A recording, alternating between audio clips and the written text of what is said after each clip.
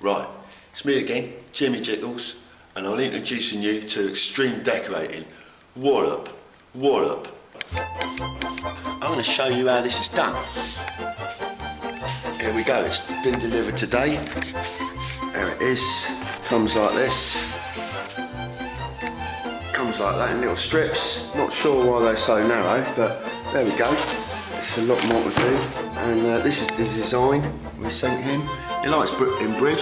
Some of that, giving it, some of that, giving it, some of that, giving it some of that. Now, don't get me wrong, it's not London, is it? I said to him, you don't want that muck up there? What do you want that muck up there for? You want a nice picture of Tower Bridge, mate? Something from London, a nice scene from London. Some of that, giving it. If they give me any aggro, right, I'm coming back and I'm taking it down, right? And it'll be a picture of your mum in bed on that wall, straight away, right? She's from London, isn't she? Your mum in a red dress on that wall, right? Mistake her for a bus.